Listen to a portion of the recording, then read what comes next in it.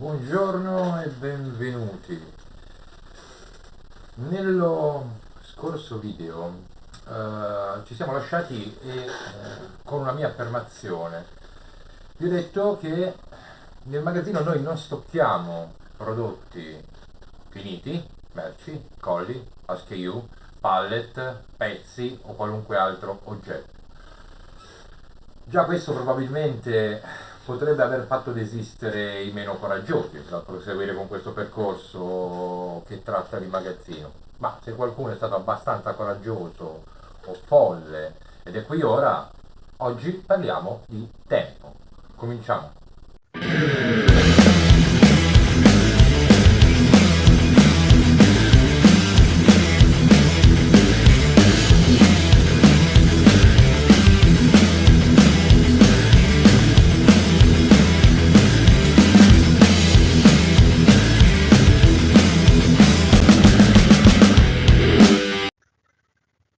Diciamoci la verità, la logistica moderna si è complicata la vita da sola. Processi, operazioni, terziarizzazioni. Un'esplosione di cose da fare in sostanza, che ha creato un mostro a mille teste che oramai è praticamente impossibile da domare. Invece di puntare a semplificare le attività, abbiamo implementato sempre mezze soluzioni ai problemi. Non abbiamo badato agli effetti collaterali che queste però stavano provocando.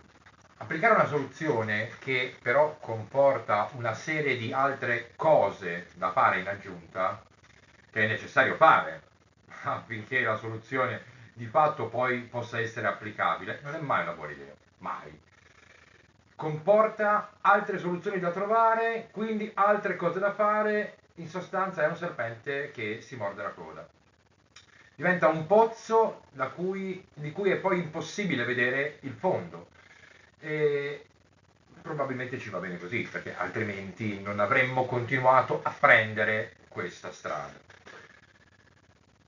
Visto che parliamo di miriadi di problemi, sembrerebbe impossibile districare una matassa che è diventata così tanto contorta per permetterci di vedere l'inizio del problema, la causa scatenante, quel capo del gomitolo che una volta tirato magicamente scioglie tutto il groviglio. In effetti non è semplice, assolutamente. La strada che ci permette di vedere la luce in fondo al tunnel, però, è come sempre la semplicità. Dobbiamo cercare di semplificare i processi fino alla loro più piccola ed essenziale componente. Ci dobbiamo chiedere per ognuno di essi a cosa serve, a cosa servono tutte queste attività che la logistica fa. Bene, immagino che siete qua, che voi abbiate familiarità con il concetto di lead time. Nel caso comunque vi rimando a un video che farò nel prossimo futuro appena avrò tempo, che tratterà proprio dei principi base della lean manufacturing, tra cui anche ovviamente il lead time. In logistica interna il lead time lo potremmo definire come il tempo che è necessario impiegare per svolgere tutte le attività che permettono di evadere l'ordine di un cliente. E quindi analisi previsionali, o come direbbero quelli bravi, analisi di forecast. Io preferisco non complicare le cose, anche nel linguaggio, per cui se lavoro in Italia preferisco utilizzare l'italiano, è più facilmente comprensibile e arriva a più persone contemporaneamente. E quindi bisogna prevedere quali saranno i prodotti e anche le relative quantità che i miei clienti acquisteranno nel prossimo futuro. Ci sono tante tecniche che posso utilizzare per ottenere risultati anche discreti, ma sempre, sempre, sempre con un margine di errore. La dimensione dell'errore, che può essere più o meno grande, dipende da tantissimi fattori. Possono essere fattori interni, possono essere fattori esterni. Anche in questo caso vi rimando, apro la parentesi, alla mia playlist se vi interessa l'argomento, e anche qua appena riuscirò cercherò di raccontarvi anche Come si fanno le analisi previsionali? Con un metodo anche qua un pochino particolare rispetto a quelle che sono le strategie canoniche, cercando di fare qualche cosa in più anche in questo caso. Ok, basta divagare. Il problema delle previsioni è qualcosa che dipende, l'abbiamo detto, dalla quantità però dei fattori che non posso controllare o immaginare, o che non sono in grado di controllare e immaginare, perché in realtà tutto è immaginabile. Posso, analizzando nel modo corretto i dati, arrivare praticamente a tutto. Ma comunque un'analisi previsionale, anche la migliore delle analisi previsionali, è sempre una bugia, tra virgolette. Per dirla meglio, un'approssimazione.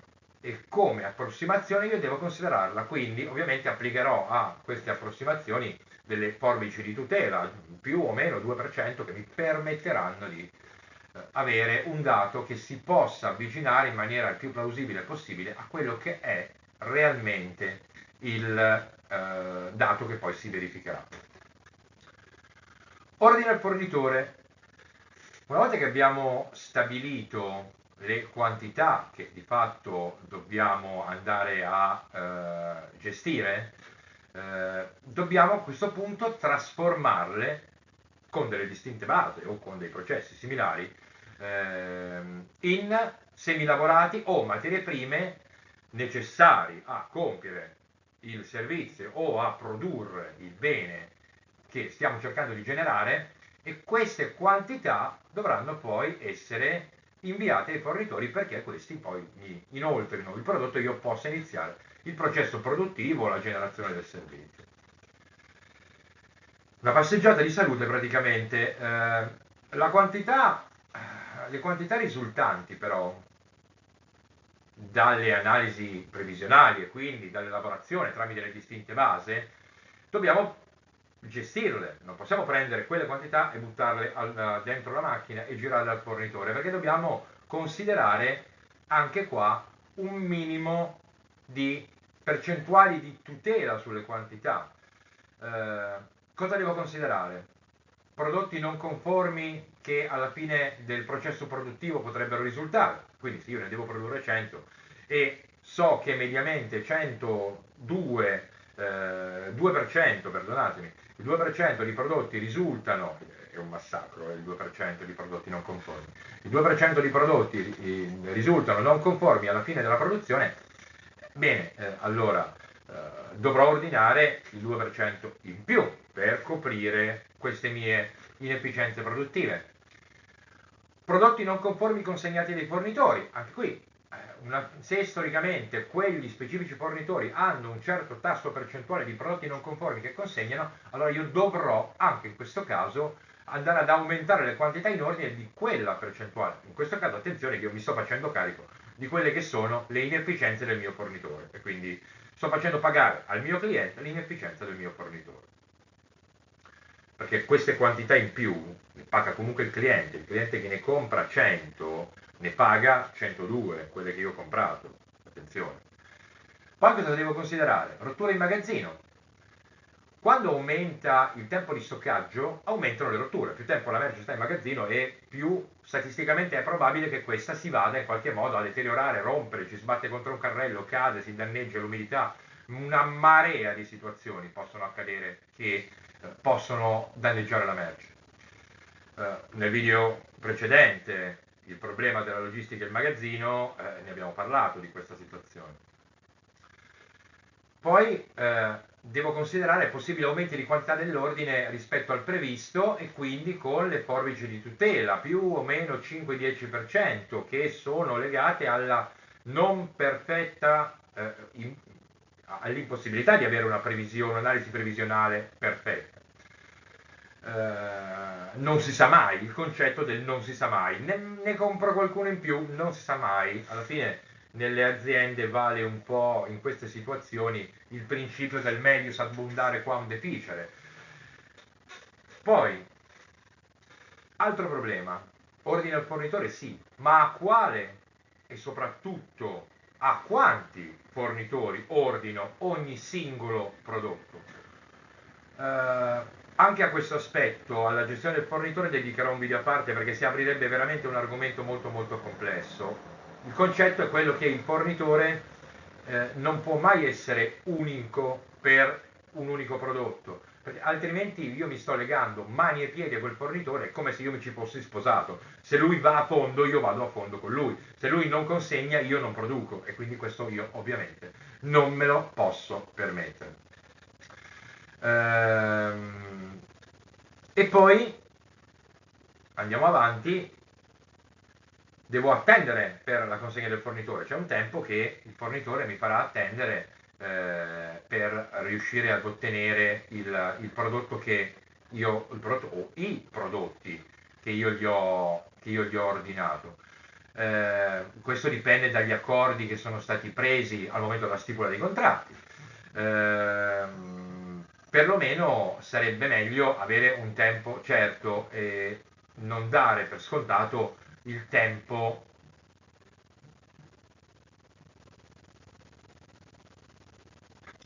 e poi logistica interna, ricevimento, stock, asservimento della produzione, se le ho all'interno del mio flusso, produzione, picking, packing, spedizione, e più ne ha più ne metta. Queste sono più o meno un riassunto molto molto succinto di quelle che sono le operazioni che si fanno all'interno della logistica interna di un comune stabilimento, in qualunque tipologia di prodotto. Potrebbero essere asservibili a praticamente quasi tutti i tipi di produzione, a quasi tutte le produzioni. Questo ovviamente comporta dei tempi. Ognuno di questi aspetti, comunque, anche in questo caso, meriterà sicuramente in futuro approfondimenti dedicati, perché qua ci giochiamo tutto in termini di tempo di attraversamento. È qua che facciamo e possiamo veramente fare la differenza. E poi andiamo avanti, logistica esterna, poi siamo usciti, siamo all'esterno dello stabilimento e dobbiamo riuscire ad arrivare al cliente. Trasporti in tratta primaria, gestione di magazzini periferici e di transit point, dipende da qual è la scelta, da quali sono le logiche di asservimento del cliente che ho implementato, distribuzione, quindi l'ultimo chilometro, l'ultima fase, l'ultimo metro che devo fare per riuscire finalmente ad arrivare al mio cliente. Qui non mi dilungo molto perché qua ci sarebbe veramente da scrivere un libro. Cercherò di fare qualche cosa anche su questo argomento compatibilmente con il tempo a disposizione. Vi dico però intanto che per quanto riguarda la logistica esterna, come per tutte le altre fasi delle attività che abbiamo appena descritto, la regola aurea è sempre semplicità. Quindi il nostro cliente dovrebbe attendere mentre noi facciamo tutte queste cose che abbiamo appena finito di elencare.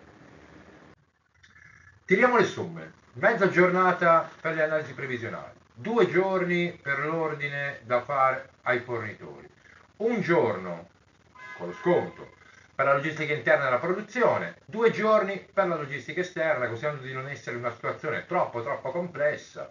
Trasporto nazionale, al limite un transit point o un magazzino periferico, e quindi non troppi passaggi, perché ogni passaggio ovviamente comporta perdite di tempo. Se fossimo in un mondo perfetto, questo sarebbe il nostro tempo, perché in realtà manca una cosa importantissima, quello che vedete qua, gli inventory, le attese. Già, perché tra ognuna di queste fasi ci possono, quasi sicuramente ci sono attese. Attese troveremo anche all'interno delle sottofasi, tra lo scarico e il controllo qualità, tra il controllo qualità e lo stock, tra lo stock e la produzione.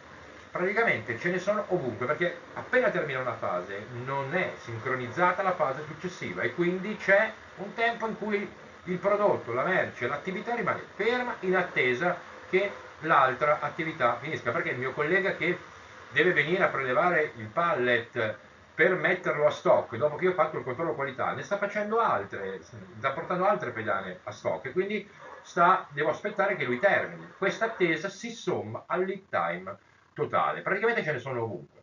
Se provaste a verificare la differenza tra takt time, e quindi tempo produttivo netto per generare il prodotto o il servizio, e il lead time, e quindi il tempo reale complessivo che comprende anche quindi tutte le attese, i 7 muda della lean manufacturing, quindi gli sprechi in questo caso di tempo, mi raccomando, all'interno delle aziende, mi raccomando, sedetevi a leggere i risultati.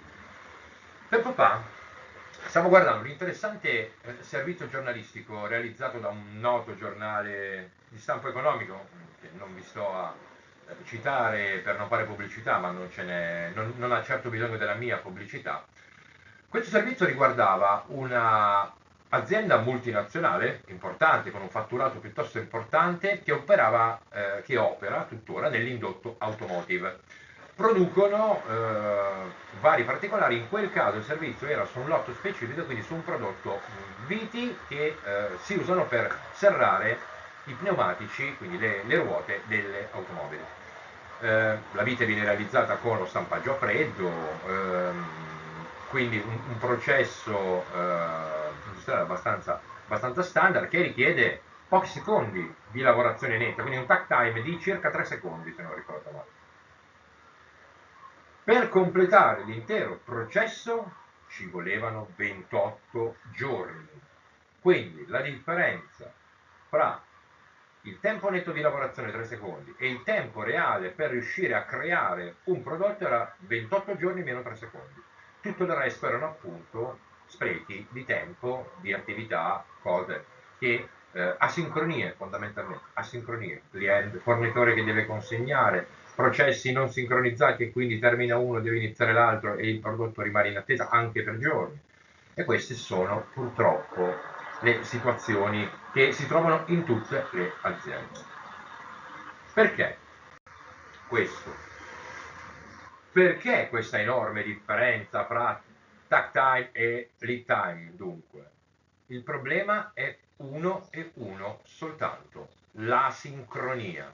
Ed è il punto focale su cui è obbligatorio concentrare tutti gli sforzi, ma anche e soprattutto è il punto di vista da cui dobbiamo guardare i problemi all'interno delle aziende. Non per vedere quanta merce ho all'interno del magazzino, ma quanta asincronia ho tra le mie attività, perché questo mi permette di risolvere il problema. La merce è solamente una quantità. Il problema reale, la causa scatenante, si trova nell'asincronia che genera quella quantità. È il motivo per cui abbiamo bisogno di un magazzino. Il magazzino è di fatto un polmone, una fisarmonica se vogliamo, si apre e si chiude, è un ammortizzatore che serve proprio per per sincronizzare le attività che non lo sono.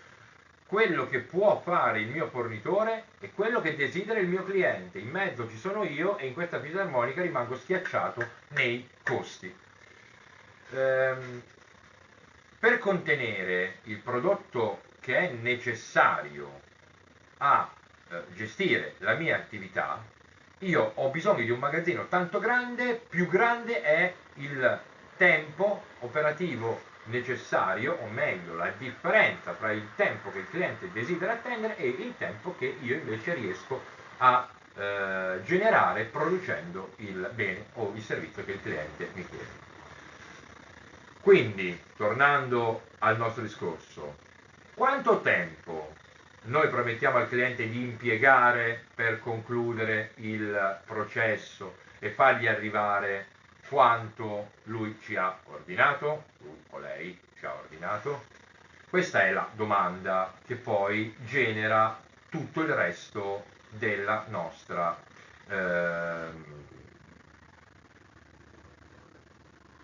questa è la domanda.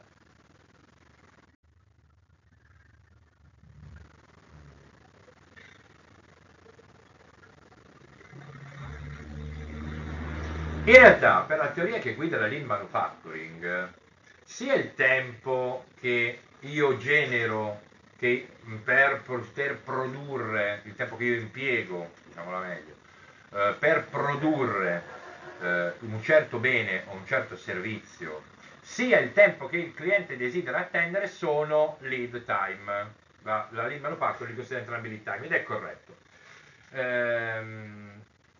Dovrebbero coincidere.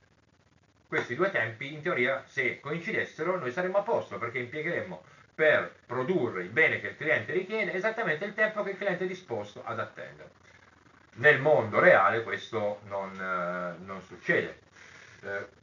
In realtà quelli che abbiamo appena descritto sono due modi differenti di calcolare il lead time in senso assoluto.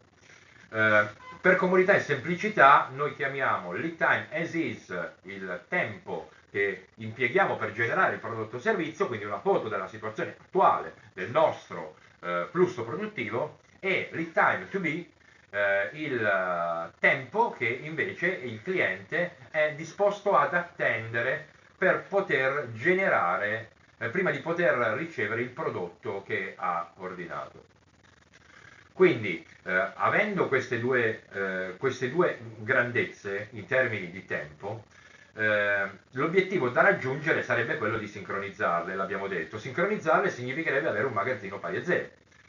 Quindi, non essendo sincronizzate, e quindi gravandoci i costi anche di questo magazzino, che è determinato proprio da questa differenza di tempistiche, da questa asincronia, possiamo dire che la dimensione del magazzino necessario alla nostra attività è determinata proprio dalla differenza di tempo che c'è fra queste due grandezze, e quindi prendendo in considerazione un determinato prodotto e calcolandone il tempo totale di attraversamento del nostro flusso produttivo e andarci a sottrarre quello che è il tempo che il cliente desidera attendere, sempre sulla base dei capitolati tecnici dei contratti che abbiamo stipulato con il nostro cliente, avremo di fatto la dimensione del nostro magazzino, o meglio, la dimensione della sincronia che il nostro magazzino ha generato in questo caso.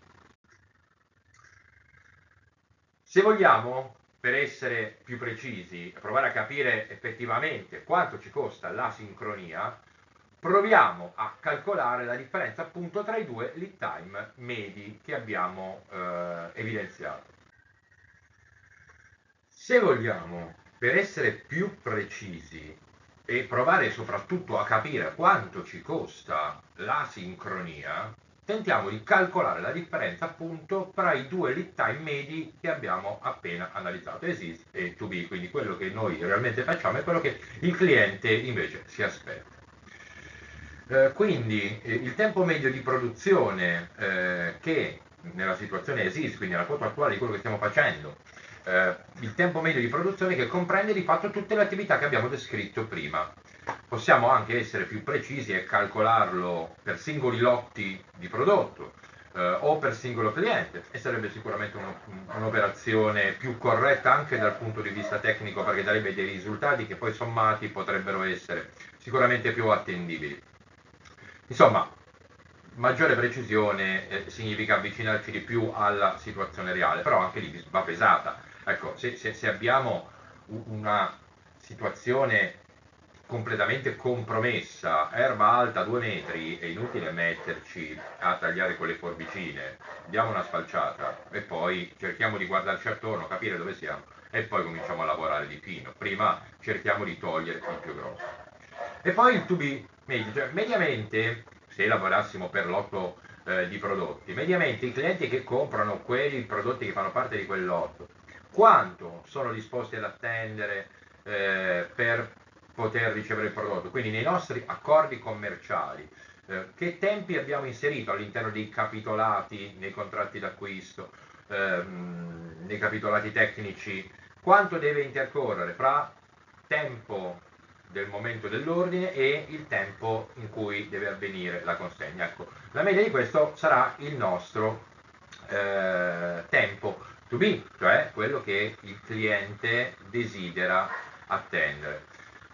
Abbiamo quindi ottenuto una asincronia che viene appunto ordinata e gestita sulla base di quelli che sono i dati dei nostri clienti e quindi il tempo generato di differenza. Se noi provassimo a moltiplicare il numero di prodotti che fanno parte di questo lotto, per cui abbiamo calcolato la sincronia, per il tempo realmente di asincronia generato, avremo quella che è la nostra scorta di sicurezza necessaria per poter riuscire a gestire il nostro flusso produttivo comprensivo di quelli che sono i contratti commerciali che abbiamo in essere. E quindi abbiamo la situazione per come è effettivamente strutturata in questo momento. In sostanza ci possiamo calcolare quanto prodotto dobbiamo avere sempre presente all'interno del nostro magazzino per gestire gli ordini dei nostri clienti in qualsiasi momento. Mi rendo conto che quello che vi sto raccontando possa sembrarvi decisamente in antitesi con quelli che sono i dogmi classici pontificati dalla logistica tradizionale, però la logistica tradizionale è anche quella che vi racconta che un magazzino è fondamentalmente necessario, anzi non lo mette neppure in discussione.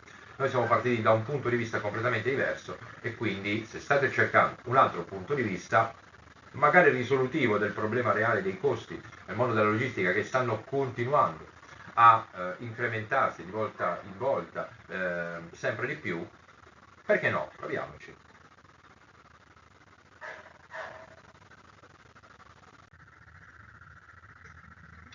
Ora, concludiamo facendoci male, ma soprattutto dando concretezza al perché sia così fondamentale eliminare il magazzino dal nostro modo di immaginare la logistica.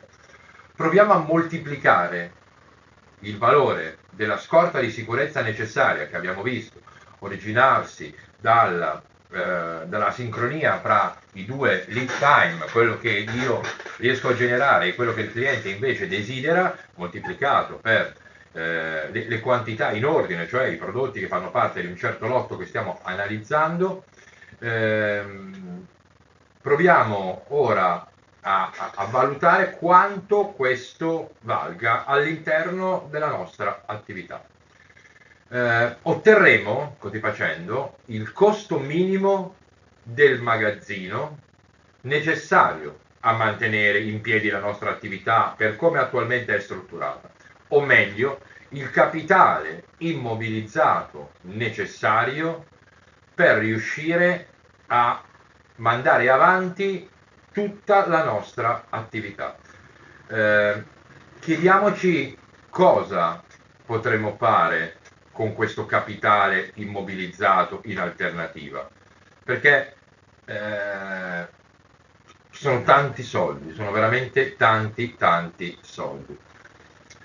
Però attenzione, normalmente il nostro magazzino è decisamente più importante rispetto a questo capitale immobilizzato. Questo è il capitale immobilizzato che è necessario, che sarebbe necessario per mandare avanti, minimo, per mandare avanti la nostra attività. In realtà i nostri magazzini sono più importanti anche sia come valorizzazione quantitativa sia come valorizzazione economica di capitale immobilizzato all'interno, sempre per il famoso non si sa mai, compra un po' di più, il fornitore può sbagliare, posso avere errori in produzione, posso. Tutti questi posso causano esattamente questo. Il capitale immobilizzato necessario non è il punto da cui far partire la ristrutturazione del nostro processo, perché non è il punto in cui ci troviamo. Il nostro capitale immobilizzato reale è più grande e lo possiamo valutare da quello che è il valore complessivo del nostro magazzino. Ma il capitale immobilizzato necessario deve essere il primo punto di partenza, il primo obiettivo a cui puntare, riuscire già a ridurre il valore del nostro magazzino a quello che è il capitale immobilizzato necessario minimo, calcolato con le asincronie, eccetera, eccetera, già andrebbe a eliminare una parte dei nostri problemi, quindi già migliorerebbe parecchio la nostra attività, sia in termini di performance operative, riduciamo il volume e quindi riusciamo a muoverci in maniera più agile, ma anche in termini economici, quindi con un minor capitale immobilizzato che diventa necessario. Come facciamo a fare questo? Ve lo racconto la prossima volta, ora ci siamo dilungati abbastanza in questa chiacchierata di oggi. Nella prossima volta, nel prossimo video, vi racconterò quali sono i passaggi necessari per riuscire a iniziare a ridurre il nostro magazzino. Ovviamente non si può tagliare da oggi a domani. Oggi lavoro con il magazzino, domani il magazzino non ce l'ho più. Sarebbe un disastro gigantesco. Bisogna andare per gradi e avere molta cautela, avere molta conoscenza del processo e piano piano andare per scalini successivi, migliorando sempre di più il famoso miglioramento continuo con i processi che Deming ha strutturato a suo tempo. Se anche tu guardi la logistica da un altro punto di vista, mi raccomando, mi piace e iscriviti al mio canale. E ricorda, una cosa è impossibile da realizzare finché arriva uno sprovveduto che non lo sa e la inventa. Ci vediamo al prossimo video, ciao e grazie a tutti.